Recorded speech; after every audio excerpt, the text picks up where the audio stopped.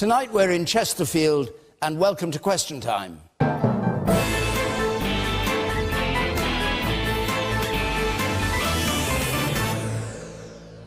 And with us on the panel tonight, the Chief Secretary to the Treasury and former Justice Secretary, Liz Truss.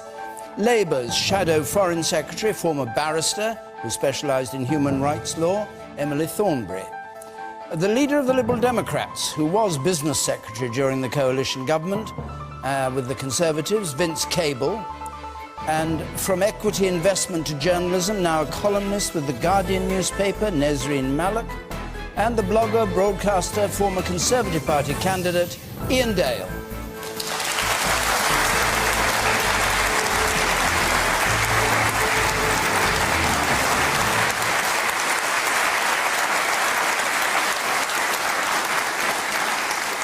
And as ever, you can join in the argument on social media using our hashtag BBCQT.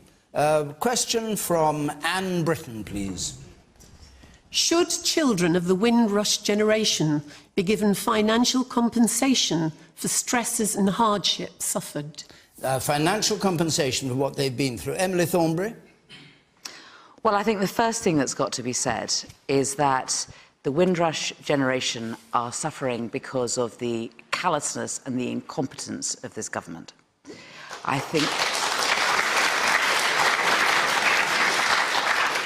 that in the end, you know, the tone that is set by politicians. And they talked about wanting to introduce a hostile environment for illegal immigration.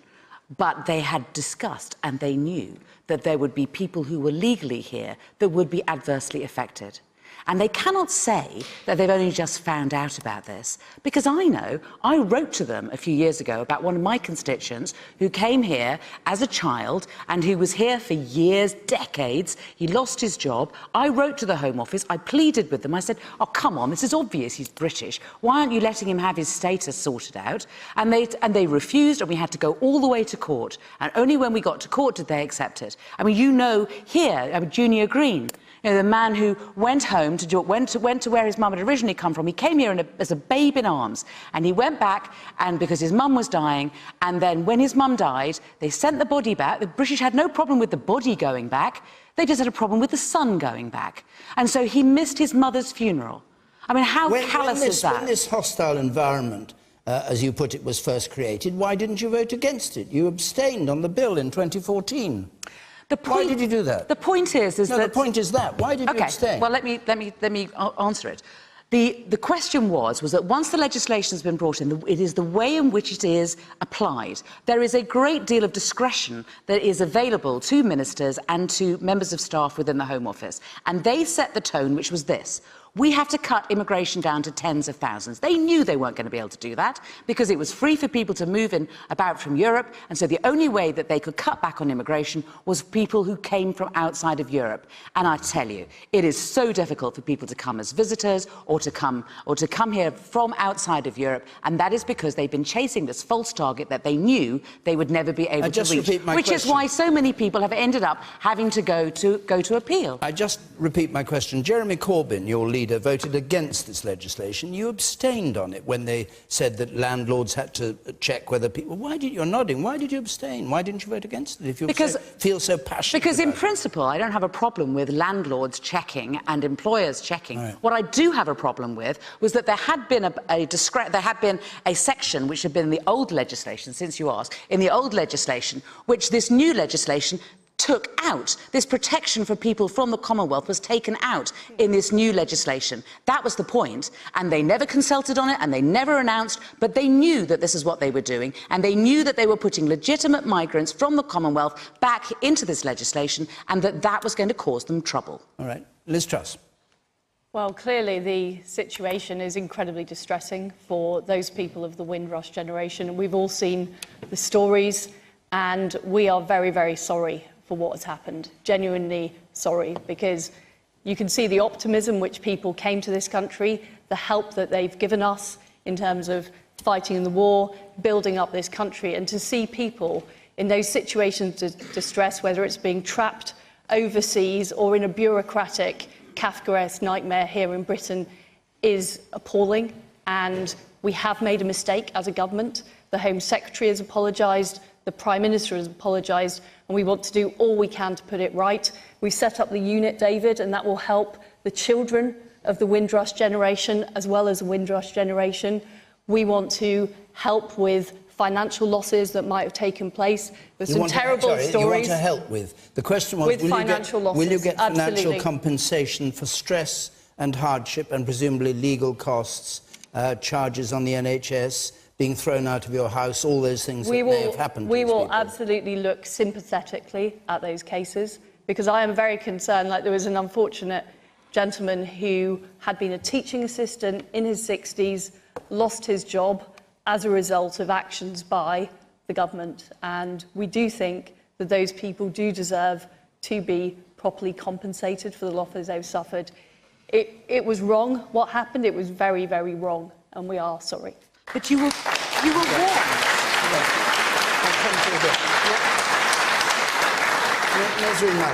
Well, I think it's completely bizarre that all these politicians who have voted for these acts continuously over the past 8 years, in 2010, in 2012, in 2014, and in 2016, to suddenly be bemused as to how it all happened.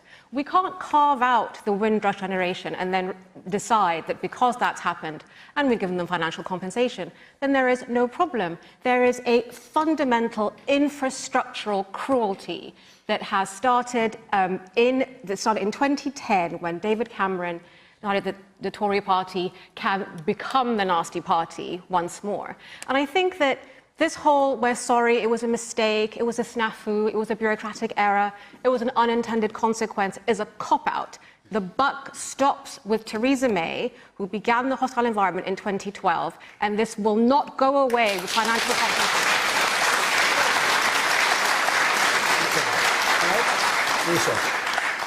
I think genuinely the situation is terrible, but it makes a pleasant change for any politician to say, put their hands up, say sorry. Words are cheap. What we now need to know is see the actions that are taken to address the situation. Absolutely right. But the Labour Party, political point scoring, you should be ashamed of yourselves. If it were that bad, you knew it was going to be that bad, like you're claiming now, you should have voted against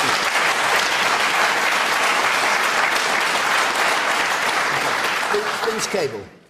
Well, actually, I agree with the gentleman in blue. I mean, there is a lot of political point scoring. The fact is we all, in the political world, have some responsibility for this. I mean, the process of becoming increasingly intimidating on immigration policy, it started the early days of the Labour government. If you remember Jack Straw, David Blunkett, they felt there was a public mood hostile, and they became tougher and tougher.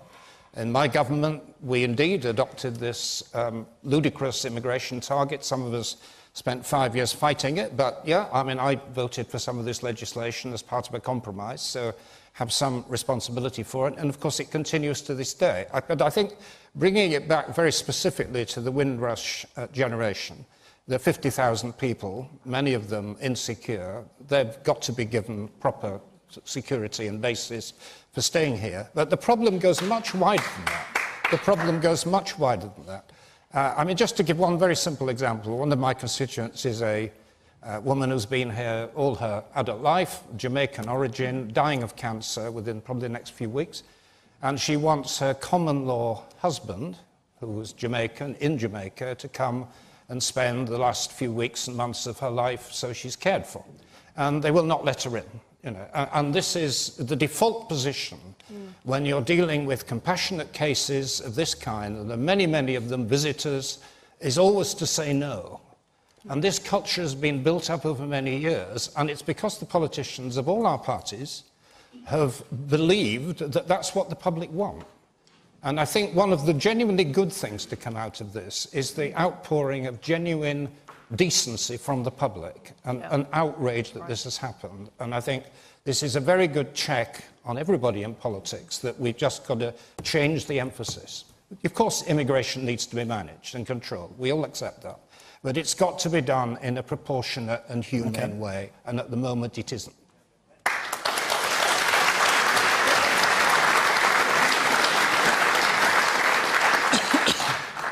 I just wonder how the government's going to deal with people who die because of this. I believe a gentleman died the day before he received his letter to say he could stay in the country.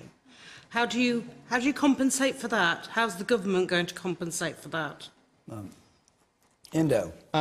The problem is that we have a racist immigration system in this country. And Vince's example there, if that person had been from New Zealand, I have absolutely no doubt that they would have been allowed to come in. Yeah, and I think that's something that any government has got to get a grip with. But to go back to Anne's question, should people receive compensation?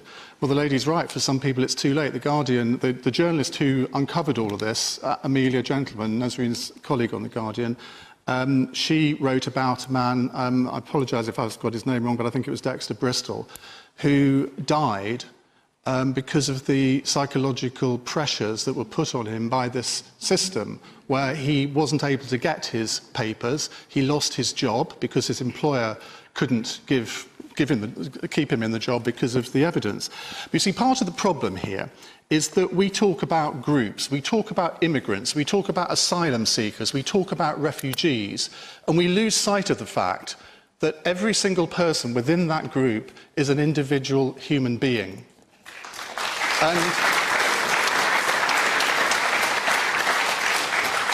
And when, as a government, you start using language like a hostile environment, you say it's to deter illegal immigrants, a lot of people don't look at the word illegal, they just see the word immigrant. So you create an atmosphere of hostility. And then the next stage is that you send vans around North London with "Go Home" written on them, and urging people to dob people in. Now, I don't know if you know how many people were actually sent home as a result of those vans. Yeah, 11. Now, was that really worth it for the fact that all the anguish that it caused, not just people who may have been here illegally, but people who were here quite legally? And the final point on this, I would say, is if you were an EU national now, and I've spent the last 18 months trying to persuade EU nationals who phone into my radio show telling me that they're worried about their settled status. I've tried to persuade them, no, of course you'll be fine. Well, you look at this, and if I was from one of the EU countries, I would be feeling quite nervous at this point. Now let me just bring it back to the politicians, because it's been pointed out today that on Question Time, way back in 2004, Theresa May appeared in a debate about immigration. This is what she said: "I'm actually sick and tired of government ministers who simply blame other people when something goes wrong." Does this mean heads should roll, do you think, in this case, rather than blaming the Home Office, blaming the border agency? Well, in this case, both the Prime Minister and the Home Secretary have apologised. They have taken responsibility for the decisions that have been made and the way the system is worked. And that is right, because ultimately civil servants answer to ministers. It's ultimately ministers' responsibility. The Home Secretary has acted to set up this unit to help people, and I just want to give the message out that if anybody is concerned about their status, it is very important they get in touch. They will get a sympathetic hearing. Okay. I just wonder how bad it has to get. Listen, I mean, I've resigned in the past. It's really painful. But I do think you do need to take responsibility. We have heard that there have been people not able to attend their mother's funeral. We have heard that people have died. We have heard that people have worked in the National Health Service and then suddenly weren't allowed to even get the assistance of the National Health Service later. We have heard the most terrible circumstances. And you know, sir, when you said that we knew, we did not know. That was the point. Was that they took this protection out of the legislation and they didn't consult on it and they didn't announce it. But your government was using the same kind of language. We didn't. Yes, you did. Hello. John Reid, home vans. No, John Reid, when he was Home Secretary, he was talking about making it much more difficult for people who were here illegally. Alan Johnson actually used the phrase "hostile environment." So don't just blame. I'm not going to.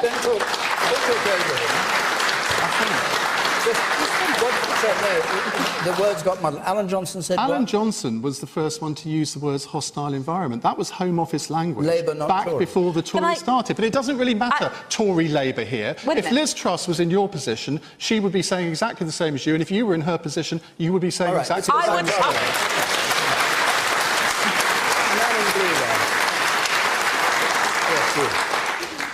When you lose your house, when you lose your job, when you can't get NHS service, sorry, it's just not good enough. It's how we saw action, both from Labour and Conservatives, because it's just words at the moment. OK, and the woman here on the left, you.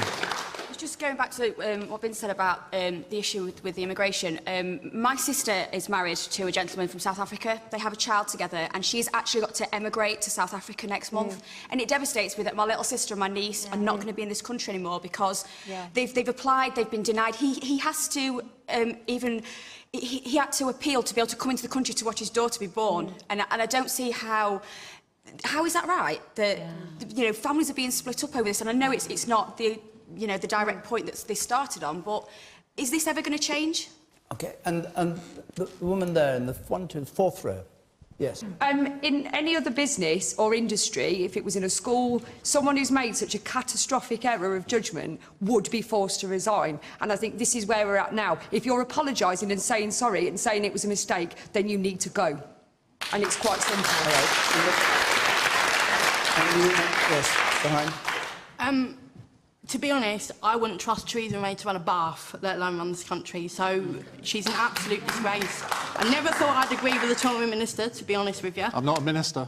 Or someone that stood as a Tory MP, but I think this goes deeper to the heart of the issue. This government and the Tories just don't give a monkeys about the working class. I'll take one more point from you in the 2nd row there. Vince Cable talked about an outpouring of decency from the public. It would be novel, wouldn't it, if we could see something similar from our politicians and the leaders of our country.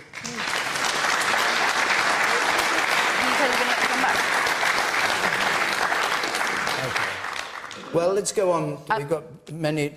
What do you want to say? I just wanted to say that I think that everyone would agree that we need to have a fair and a firm and a fast immigration policy. We need to have decisions made clearly so that we know who is allowed into the country and who is not allowed into the country, and we need to make sure that we enforce it. But we should do it in a way that does not take away people's common sense. If you do it within the context of that we want to have a hostile environment, that we want go-home vans, people pick up those signals, and that is when people start being treated badly. We're going to go on. We've got other questions, obviously. Just before we do, we're going to be in Bury St Edmunds next Thursday. The week after that in St Albans. There on the bottom of the screen are the ways to apply. What did you say? I say it's next door to my constituency, Bury St Edmunds. Oh. So you could have invited me next week, David. No. Thank you for coming. You probably wish you had. Katrina McIntosh, let's have your question, please. Are the people of Syria any safer since the recent airstrikes? Vince Cable. Probably a bit, but not very much.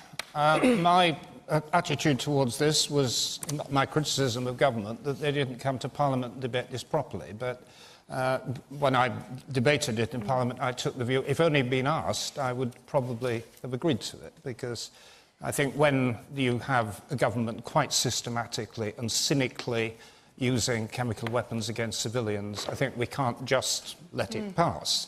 But on the essence of your question, are they safer? I think the Syrian authorities may well have been deterred for a while. But the really alarming thing about this problem, I mean, when I looked it up, I discovered that over the last 5 years, chemical weapons have been used over 200 times in Syria, but nobody had responded to that. They used them on a weekly basis, quite systematically, cynically, because it works in that brutal, atrocious war. And I fear that, if this happens again, we're going to be faced with the same question. Do we bomb again, or do we stand back? And I think it would have been so much wiser and more sensible if the government had actually come to Parliament and got a proper mandate and explained through us to you why this was ultimately necessary. Let's leave the parliamentary point, because we may come to that, but let's just deal for the moment with the actual question of the efficacy of what was done. Yes, you in the red shirt up there. I'm just wondering when we're going to start and learn from these foreign interventions. For example, look at what happened after we intervened in the Libya conflict. We left a right mess behind. And it seems that we're making the same mistakes over and over again.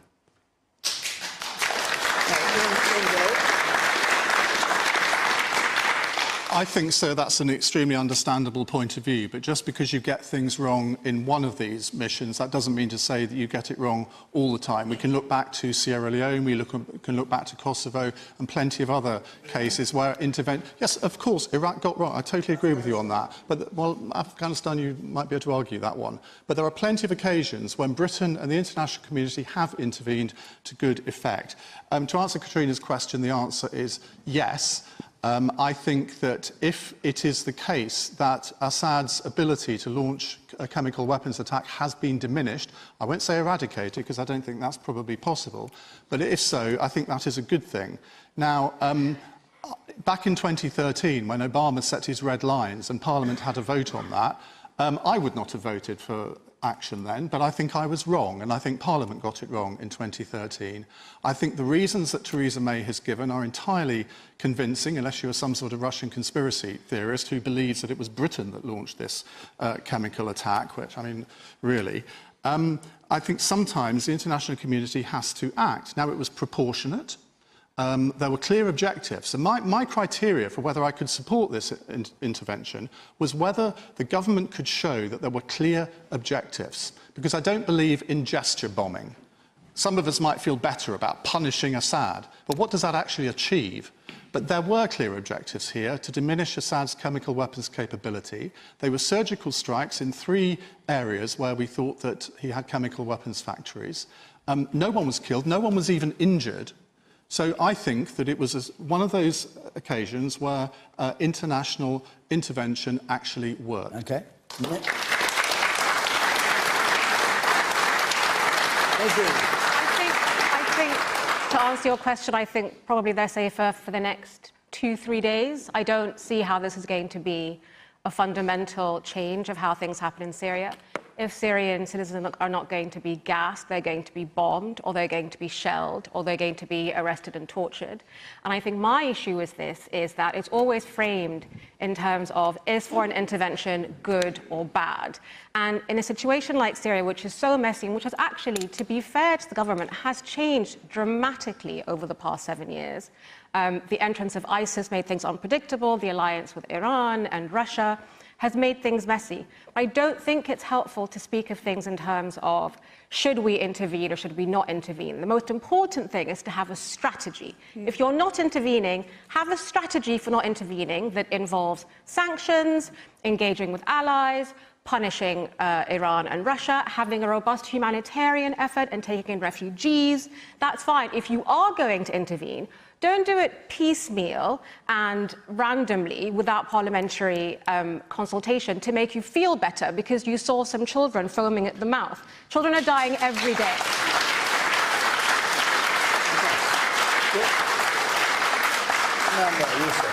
Yes. We're not the world's policemen. We need to stop these foreign interventions. It's getting us nowhere and it's causing us more trouble. We've seen this over the past 15 years. So you're against this one, obviously? Yes, absolutely. And any intervention? Not necessarily any intervention, but there never seems to be an end goal. There never seems to be, what do we want to achieve out of this? But there was here, that's the point. Hang on, Emily Thornton. No. Do you want to answer him? If they use chemical weapons again, what do we do? Do we bomb them again? Emily? I mean, I think you're absolutely right. I think the point is this: the history of the last 20 years of military interventions has been quite clear that we have not had a strategy, there has not been a plan, and we just need to look at what has happened in other countries. And quite frankly, there is a humanitarian disaster going on in Syria. The only country worse than that, frankly, is Yemen. And there is no strategy as to how to deal with that problem. So let's park that. So that's the answer to, are Syrians going to be safer tonight? No, they're not. The question was, how do we... wait a minute. That we had to deal with the issue of using chemical weapons. Now, the Chemical Weapons Convention was something that the whole world agreed to, that we had to move on, that it was about time we stopped using chemical weapons. And then we start seeing them being used, so what do?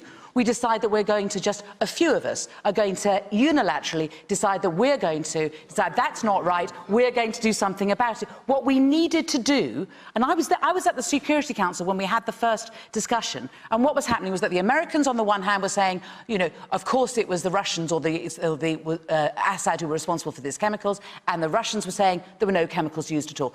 Baseline, which they all agreed on, let's send in the investigators so there is no argument. So it was quite clear. Listen, whatever my personal opinion is, whatever my personal opinion is, This is over a week ago. Nobody's gone in yet. There are weapon inspectors in Damascus, and they are going in, and what they need to do... Sorry, when are they going in to... What they need to do... Please, can I just finish this bit? What they need to do is they need to prove that the chemical weapons were used, and that is the baseline, and that is where we start. Because, do you know what? I want Assad prosecuted for this, and if he's going to be prosecuted, we need to have evidence that everyone can agree on. Can you just explain why, in that case, these inspectors have not been allowed in? They've been day after day. They're going into today, they're going in tomorrow, they've not gone in. From what I understand is that there is a huge amount of red tape, safety planning, blah, blah, blah, within the UN as to what they need to be able to pass all of this before people are out. Of course, they should have gone in earlier. And do you know what? One of the reasons that it isn't safe is because there's been a bombing from Assad and then also bombing from the Americans. Russians won't let them in. That's the truth. I can answer the question. The Russians have stopped the weapons inspectors coming in. Yeah. The Russians have blocked... The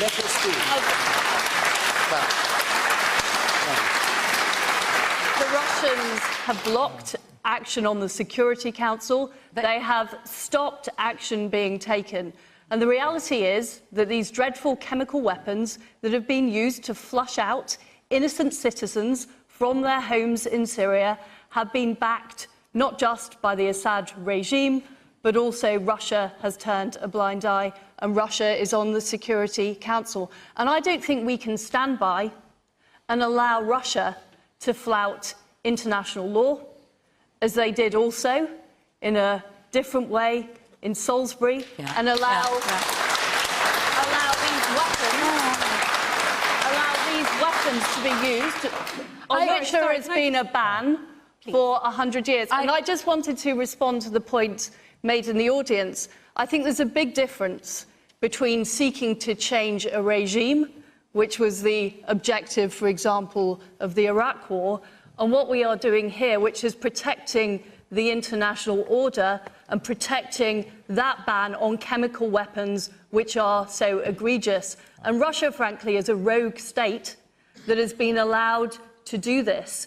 And if we don't put a stop to it, if we don't call it out... But the question is, you say the Russians are breaking international law, and you break international law in order to enforce it. You must allow people to speak so they're heard, and I'll bring you in. But if you interrupt all the time, people...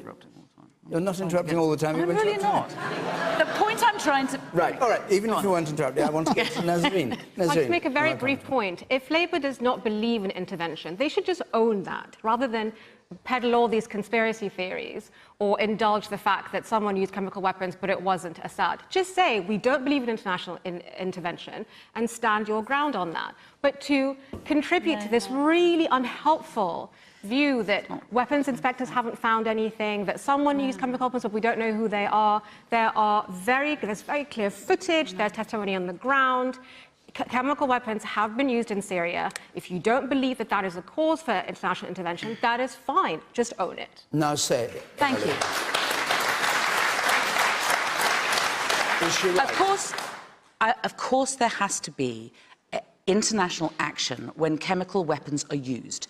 And I would suggest that when it is a breach of international law, the way to enforce it is not by, Liz, breaching international law ourselves. What we need to do is we need to be able to act collectively, and what we do first is we prove that those chemical weapons have been used in a way which is to a standard that no one can argue about. I may have my personal views. I may think they use international, that they may have used chemical weapons, but the point is that it needs to be proved so that we can have the international community acting as one. But because if we had... The Russians won't let the inspectors please, guys, in. honestly, you tell me I No, interrupt, I'm but I've asking been you, interrupted 3 or 4 times whilst I'm trying to get a sentence out. We can double it. This is serious stuff. It is and serious you appear stuff. to be saying that we have to do something which, according to Liz Truss, the Russians prevent ever happening. Well, Inspectors first of Duma for a start. I don't accept what she says about the Russians stopping it. My understanding,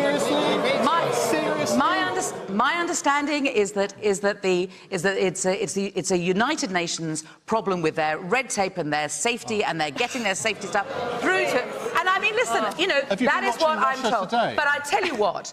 As I say, I was at the Security Council, and the Russians accepted that these chemical weapons inspectors needed to go in, and if there had been a Security Council resolution about that phase 1, there would have been unanimity at the Security Council. We would then need to negotiate how we then looked at how we proved who was responsible for using those chemical weapons, and that was really important, and that needed to be done next. But what I want in the end, Ian, is I want effective international action so that we can protect people against the use of chemical weapons. Why won't you give us... I promise I will. Why won't you give us your personal opinion as to who was responsible for this? We've all done it. Why can't my you? personal opinion is that Assad was responsible for gassing these kids, and I want him to go to court. So I want to make sure that we have strong evidence so that we can get him to court. The flaw in your argument is that the OPCW, they will not attribute blame. They will go in and say there was a chemical attack, and they'll say... Exactly. That's why I was saying you do it in 2 phases.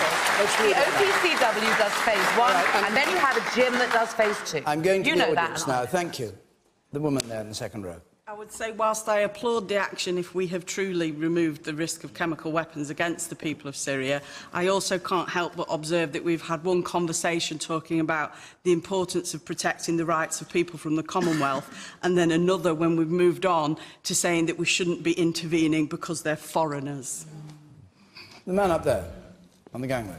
I'm so sick of people saying that we can't intervene because every intervention is a disaster. I had friends in Syria who watched every month. Do you remember those videos of people beheading other people? Those have disappeared. Do you know why? Because of Western-backed Peshmerga in Kurdistan who have wiped out ISIS, and they're on the run.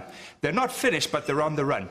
Those people can thank Western airstrikes, targeted, proportionate airstrikes like we did. It's not a regime change. And people like Diane Abbott and Jeremy Corbyn, who will be in charge of our security, by the way, she'll be Home Secretary and he'll be Prime Minister. They voted twice against ISIL airstrikes. Twice. Go look it up, don't take my word for it.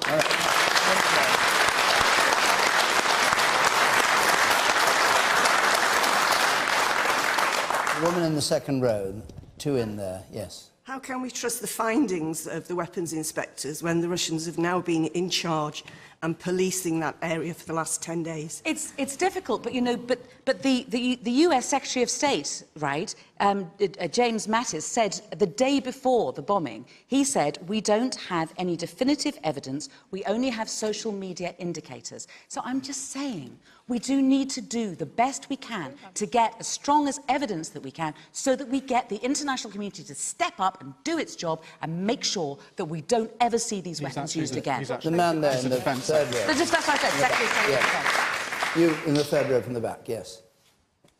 Emily, I think you're giving the Russians too much respect. Do you not think, surely, that it's absolutely possible that they've said one thing to you and they're doing something completely different behind closed doors? OK, and I want to go... I take that as a rhetorical question. You in the third row from the back, yes. Ian, I'm a fan of yours, but when you say these are conspiracy theories, I haven't seen any evidence that makes me believe that Assad did this. Assad has no motive for doing this. Well, let me tell you. Hang on, Ian. Don't jump in. Let him speak. He's basically won the civil war. What has he got to gain by bringing America and us into this He's basically won the war. Why would he do it? And I don't really trust the All government. right, and the woman here, we'll come back to these points. The woman here. I'm glad Emily pointed out about the UN and a resolution, but I refuse to believe that with Russia on the Security Council, that any resolution's going to happen. They have continuously in the past blocked any solution. If we're going to have peace in Syria, we need to readdress Russia's position in international relations. Vince Cable. Yes, I thought the question raised at the back was a very important one, which is about what Assad's motives were. And they were very clear that this horrible way of conducting war works. The day after they used the gas attack, a struggle that had been going on for weeks, the opposition collapsed. Now, this isn't just an issue about recent history. It matters for the future. There are big concentrations now of civilians in other parts of the country, Idlib is the most important, who will be attacked next. And the regime will use gas and nerve agents if they can get away with it. And that's why we have to have, the government has to have a proper mandate and a clear strategy as to deal with it when it comes up in future. My worry, which hasn't been mentioned at all, is actually about the American side of all this. I mean, you've got a president who switches attention from one day to the other, is more preoccupied with Stormy Daniels than he is with President Assad, and more seriously, has now brought into his government people who want to extend the conflict to Iran, with all the consequences that would have. So it is absolutely imperative now that the government has a very clearly defined definition of when do we intervene next, if we intervene. What's the threshold? Because gas will be used again and again. What's the strategy afterwards? And afterwards, we then need to have, I think, basically two things. We need then to get involved in the peace process. It's currently just Russia and Turkey and Iran. They're the only countries involved, and we need to make it very clear this is a wider obligation. And I think the other thing is humanitarian assistance. You know, we're still dealing with millions of refugees. Some of them have been in camps for years. I mean, our own record, to be frank, in dealing with child refugees is appalling. You know, we talk about humanitarian intervention, a very simple humanitarian gesture, and we haven't done it. All right. I'm going to move on because we've only got 20 minutes to go, and we've got other things to talk about. And we come back home with a question from David Saunders, please. Mr. Saunders. In light of the surge in knife crime, do the panel think the use of stop and search should be increased?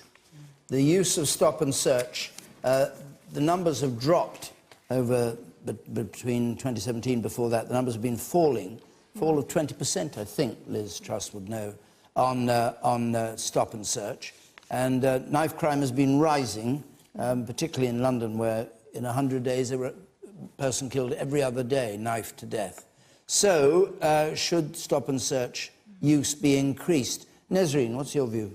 I think we're the tail's wagging the dog here with stop and search. The reason why knife crime has increased is because of a correlation between lack of policing and cutting policing budgets, and the sense that there is a way that you can get away with a crime with impunity. I think we're wasting time talking about how we can search young men, mostly in environments where there is a lot of tension. So why would you increase racial tension? Why would you damage community relations? Why would you put a community at odds with the police?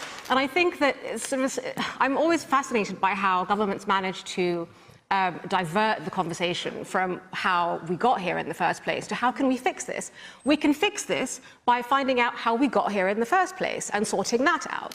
Even things, even minor crimes like snatching iPhones from people as they're standing on the side of the street have risen dramatically in big cities because it is known that there is no policing resource that will waste its time on kids on bikes. And so that's a very small example of how communities are very sensitive and very attuned to how much policing there is in a neighbourhood. So instead of talking about a solution which is going to inflame tensions further, and I think this is the most important thing, put a community at odds with the police, work on creating more goodwill, work on creating a larger police force that can engage with the community, ask them what is needed, then frisk young boys going home from school. All right.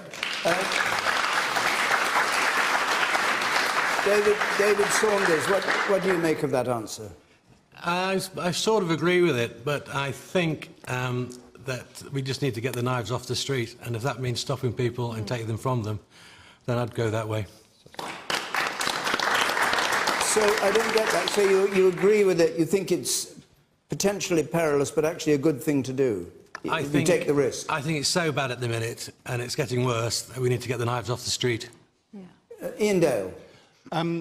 Only 8% of stop and searches are knife crime related. The overwhelming majority are drug related. I think there is an argument for increasing stop and searches as long as they're targeted in particular areas, but I kind of think it misses the point. The point here is that there's got to be a long-term approach, and it's not just about policing, it's also about public health. And I learnt a new phrase the other day, which is a really horrific phrase.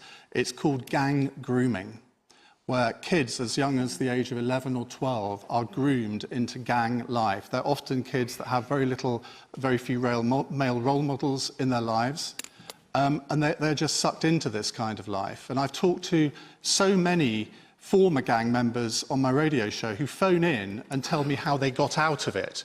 And they're only in their 20s when they realise that what they're doing is really very wrong. And by that time, of course, I only talk to the ones who are not in prison, but there will be a lot who are in prison.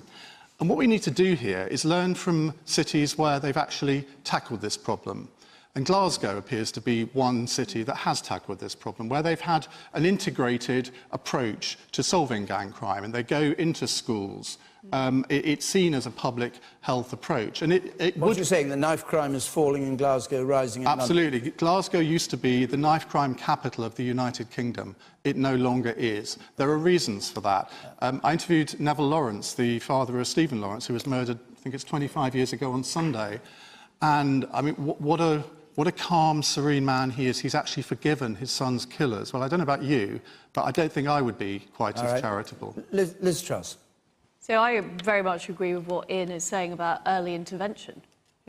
We need to look at the root causes. We need to make sure that we are intervening before youngsters join gangs. We're seeing a very worrying spread across the UK in terms of county lines of grooming gang members to go into rural parts of the country, small towns, and part of that is making sure that those young people have the alternatives, that they have the opportunities, the apprenticeships, the career paths, rather than joining a gang. Now, on stop and search, I do think it is a part of what we need to be doing. And in fact, Cressida Dick has recently said that she wants to see more of it used in London, but it does have to be used in line with the law. And I think what was happening before is people were being targeted because of their ethnicity. That was wrong. And what we have seen in the way stop and search is now being used is it is achieving a higher arrest rate. It's done on the basis of, is there genuine suspicion around that individual? Drugs, not knife crime. Eight times more black people are searched, or stopped and searched, than white people. But is that balanced, reasonable and fair? Well, what the police are doing in the way that they, in general, investigate crime is they're using more risk-based evidence. They're looking at what are the leads rather than just randomly going and stopping and searching people.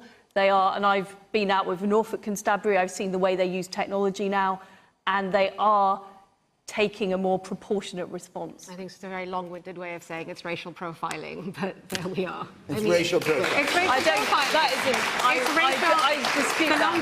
I dispute that, David. What the police are doing is they are using evidence, they are using ways of using, for example, one of the issues we've got is social media and people boasting about the crimes they might be committing or the weapons they might have on social media.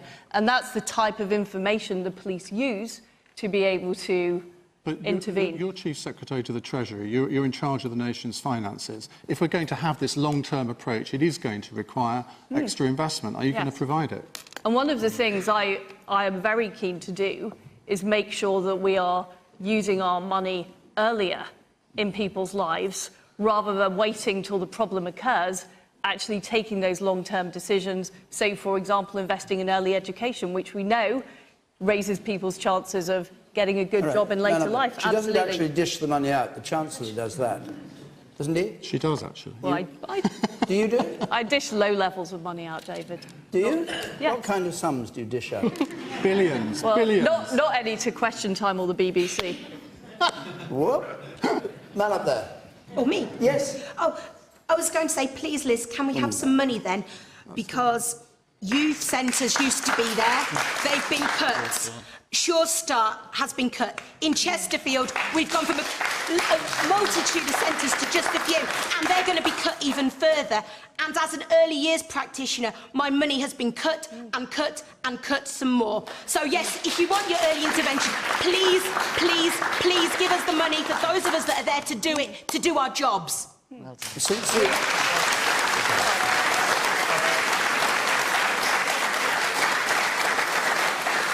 the question was about crime and knife crime. Do you see a correlation between the cuts in the funding you have and a rise in crime in Chesterfield? Well, as just a basic early years person, I can only count to 5, but I would say as the money has gone down and all our provision has gone down, our crime in general and the knife crime has gone up. There are people there that have the skills, that have the will, if we could get out there and have the funding to do that.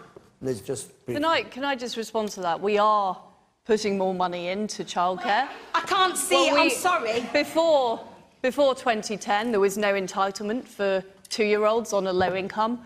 They now get 15 hours a week of free childcare, which is very important. Don't, because... For 3 and... I just want to respond to your point. For 3 and 4-year-olds, for working parents, there is now 30 hours a week available, and we have put in the funding, and in fact, we're putting in record funding into childcare, £6 billion a year. Can I explain where that funding goes? Okay. Because you're saying about the early years, you tell everybody it's 33 hours, but you don't put in the little proviso, it's term time only. The amount of parents I've had to speak to and have heated conversations, because you said it's 30 hours, they think they get that every week of the year. All right, so they can go to, they don't. All right, let's go. That's just one example. All right, of where let's go back. Let's leave that for a moment. Go back to the question which was about knife crime. You in the 4th row, you sir. You say that you're going to educate children, and I'm guessing that you wanted to bring this in at a school level, but you've just said then that all the money that you're piling into it are going to younger children. You said Sure Start, that's 2 years old, that's people that are still at nursery. You're not going to educate those children about gangs and things. It's going to come through at primary schools, it's going to come through at secondary schools, and it's all of these places where you're taking the money. Emily,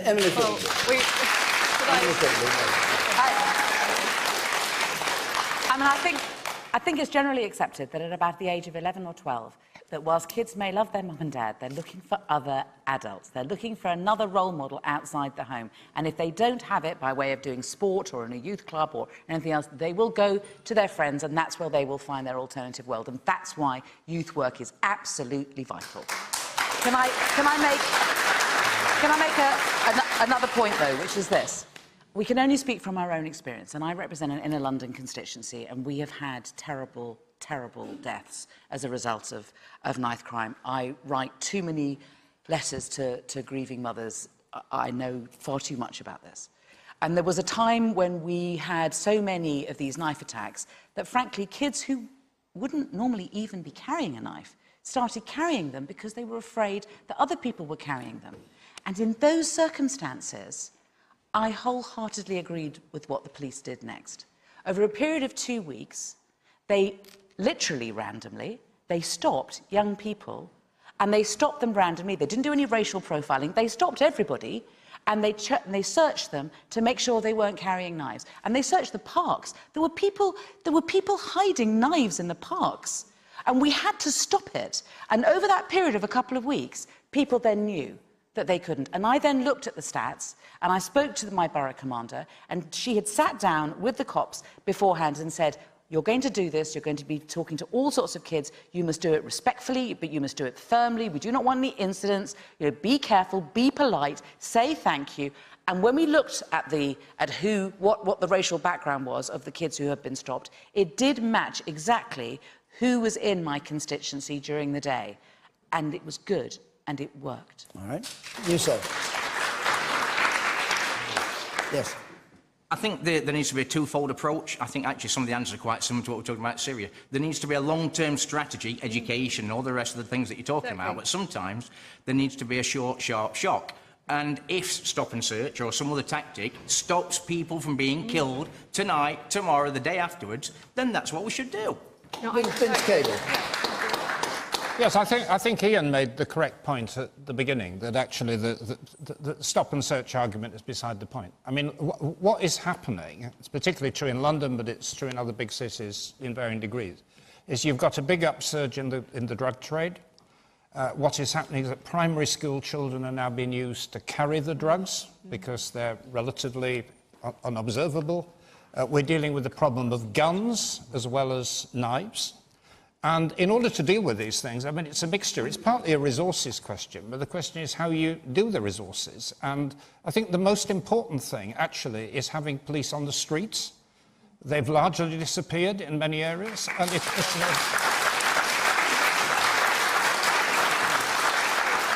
it's not just your police officers, it's the police support officers as well, because they're around there, they're talking to people, they're picking up gossip, they're picking up information. And once you destroy that infrastructure, you're much more vulnerable to the gangs taking over, and that is essentially what's now happening. Okay, a couple more points, then we'll take a last question. Yes, the woman there in the second row, and I'll come to you. I used to live in London, and I know there's a gang culture there. I just say I think it's down to bringing it down to community level, so it's knowing what others know, bring it together, and then tackle the crime through talking to the gangs or but offering them different alternatives like sports and other things. Okay, and the woman here on the left. This is something quite personal to me. I witnessed the aftermath of a stabbing when I was in London a couple of months back, and it was horrendous. But I think I agree with Vince, and I agree with you that it is about policing, and it is about, we can't racially profile people because it is going to lead to the riots we had in Croydon a few years back. It was awful. We can't fight hate with more hate, and that's what racially profiling is going to bring. Can I just add very briefly? I think with things like knife crime, it's very similar to the Windrush generation scandal, is that these things are the culmination of years of policies. So whether it's the rise in gang crime and knife crime, whether it is the doubling of homeless deaths over the past 5 years, whether it is the increasingly punitive attitude towards undocumented migrants and illegal migrants, this is a culmination of years of austerity, of callousness,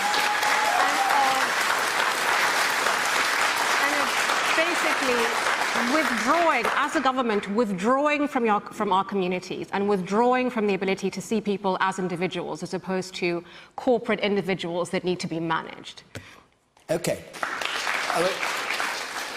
We've got 5 minutes left. We go back to politics and Westminster and take a question from Andy Newick, please. Andy Newick. Did the panel feel the Labour Party is two parties living under one roof, and is divorce imminent? Is the Labour Party two parties living under one roof? I'll come to you, Emily, but not immediately. and is divorce imminent? Ian Dale, what's your take on that? Look, all successful political parties are big tent coalitions. Ronald Reagan in 1980 won the election because he attracted huge numbers of Democratic voters over to him. Margaret Thatcher won a huge majority in 1983 because she attracted huge numbers of former Labour voters over to vote Conservative because of the council house sales. Bill Clinton did the same thing. Tony Blair did the same thing. I mean, brilliantly, Tony Blair attracted people who previously could not consider voting Labour. So all political parties are big. OK, so can we come to where we are now? Well, where we are now is that the Labour Party is at least two parties, if not three or four. And Emily has been incredibly successful in making the transition to being a Jeremy Corbyn supporter. And I mean, she's been on Question Time, I think, more than anybody else in the shadow cabinet because she is the human face of Corbynism. But I don't think there's going to be a divorce. Politics is very tribal. It takes a lot for someone to leave their own party. I think there are one or two that might be on the verge of it. But where are they going to go? They're not going to cross the floor to the Conservatives. We're hearing that rich people have got £50 million for a new party. Well, Vince was a founder member of the SDP, I think, back in the day. That went well, didn't it? OK, Vince Cable. Vince. Yes, I mean, I think that you know, there are deep, deep fissures in the Labour Party. It's very obvious, actually, when you're in the House of Commons. We've had in the last few weeks the argument about the Salisbury murder, we've had Syria, we've had anti-Semitism. And what is almost embarrassing is the way that large numbers of Labour MPs now publicly disown their own leader. And they do it very vocally, very openly, and the important question, actually, is what they're going to do about it. I mean, most of them are just sitting tight, waiting for something to happen. It may be that Brexit will be the trigger. I don't know. What's Emily doing, in your view? Well, I think Ian's comments were fair. But the question... That's twice you've agreed with me. I mean, I have some experience of this. I mean, as has been pointed out, I was in the last Labour Civil War. I was a Labour councillor in Glasgow, as it happened. That's where I started. And I was actually quite happy in the Labour Party until the extreme left took over, particularly in London. And I finished up in the SDP, now leader of the party of which it's part. It's been a part success, but the problem is that the British system is really designed for two parties, or two and a half in my case, and it's very, very difficult for a breakaway group to succeed under the British voting system, and that's why many of them hang back. But if there was any kind of political logic, they would leave, because they're fundamentally incompatible, fundamentally different values and ideologies. We have to speed up, because we've only got a couple of minutes left. Emily Thornberry, fundamentally different ideologies. Let's start with the manifesto. We're at the anniversary of Theresa May calling a snap election. And what the Labour Party discovered was that we agree with each other. And we put our agreement in a manifesto that was anti-austerity, that was about greater fairness in our country. It was a truly internationalist manifesto. And we said, we agree on this. And politics is all about how you change people's lives. It's about how you change people's lives, and it's the policies which is what is important, and that is what unites us. And we are a party of 600,000. And when the next election is called, we are going to win. We are going to win.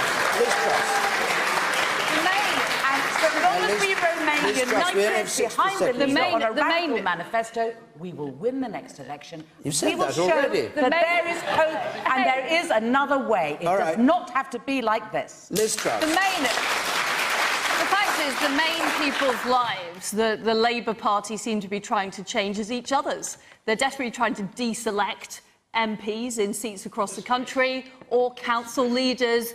And when I look across to the opposition benches, I see people constantly eye-rolling, sighing, and I just say, file the divorce papers, for God's sake. Leave them! Leave them! All right.